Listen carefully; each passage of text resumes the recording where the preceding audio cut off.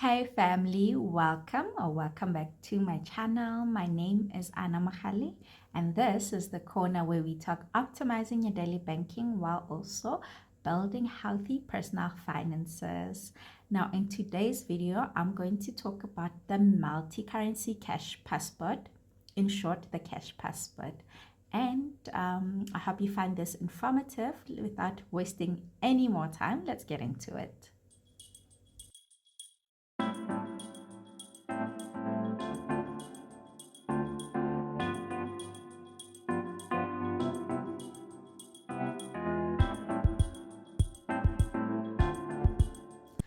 Okay, so just to put in context, right? I think 2 videos ago or so, I spoke about the global account as a international travel solution, right?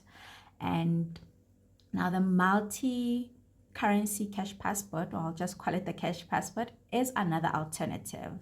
As I mentioned in the global account video, there's really no need for you to take your personal check or credit card when you travel, as there are these solutions in place. You can just take them as backup should anything happen, right?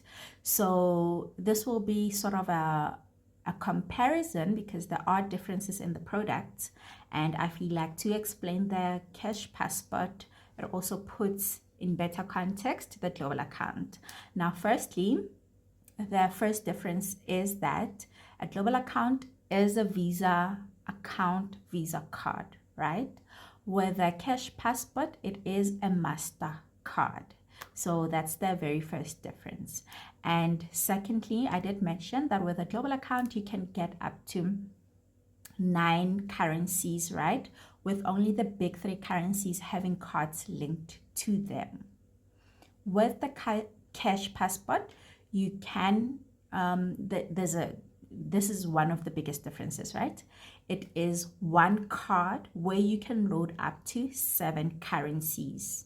Okay, so with a global account, every currency account there has its own card. Well, within the big 3, right? Because the others don't have cards as yet. So if you have a USD global account, you'd have a USD card. If you have a euro, you have a euro card, and so on and so forth, right? The last one being the British pound. Now, with the cash passport, you can have up to 7 currencies loaded on one card. Another difference is the way that you can move funds from the accounts, right? So with a global account, here's how the funds move. It's from your transactional account, which would be a check account, to the global account, and from the global to the transactional account. Even if you have more than one global account, you can't move your funds from like the dollar account to the GBP account directly. It's always a move from global account to your transactional to global if you need to move those funds to another global account, right? Now, with the cash passport, you can move your funds in between currencies. So you don't need to move the funds to your transactional account, then from the transactional account to another currency. You can move those funds in between currencies. And in terms of the card benefits, remember with a global card, whichever it may be, as long as you have a global card, you can access over, I believe, 850, if it's not even more than 1,000 international lounges as part of the benefits of the global account card, the physical card. Okay, with the cash passport, there are no benefits linked to, you can't access the lounge as part of the benefit. You'd have to pay to access the lounge.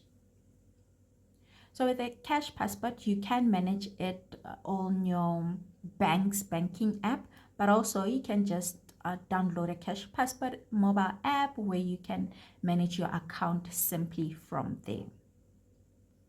The other difference is that with a global account, you can open it anytime, anyhow. Now, you do know that I use if you don't know, now you'll know. I use FNB when it comes to my example or case study of the global account, right? So you can literally open it anytime, anywhere.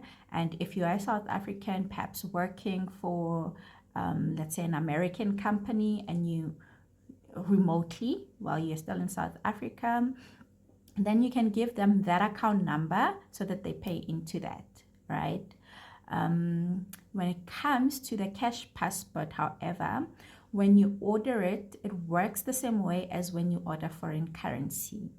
Now, this means that you will need to provide your passport details. You'll need to provide proof of travel as well for the card to be ordered for you. And if you need to load an amount before you take it, before you get the card, you can request for that to be done, or you can just load money when you do get it, either through your, in this case, FNB banking app or the Cash Passport app. And another thing about the Cash Passport is that, for example, you order it, load it, and you travel and everything goes great. When you do come back, however, you need to unload the remaining funds. And the regulation requires that you unload those funds 30 days or within 30 days after your return. Otherwise, as you're traveling, I mean, the card is just like your normal transactional card. You can withdraw from ATMs. You can make purchases, you know, instead of carrying chunks of currency, foreign notes while you're abroad. You can just use this card for your convenience. Now, just to highlight everything that I said in the video, your Cash Passport is a MasterCard that you can use as you're traveling, whether for holiday, for work, or whatever your travel needs are, right? So you can use it. You can load up to 7 currencies on one card. You can move about the funds from one currency to another directly on either your Cash Passport app or your banking app with whoever you bank with. And you will be required to submit your proof of travel, your proof of passport as an identifying document. And lastly, you just have to remember that once you do return to South Africa, you have to unload those funds and within the 30 days of you coming back, right? So you'd then later load as long as the card is still valid for your next travel, you can just load the funds back onto your Cash Passport. I hope you found this video informative. Please do let me know what are your thoughts. If there's any area that maybe you might explore more or anything like that, but I hope you did enjoy as well. And until my next video, see you next time. Keep well and God bless.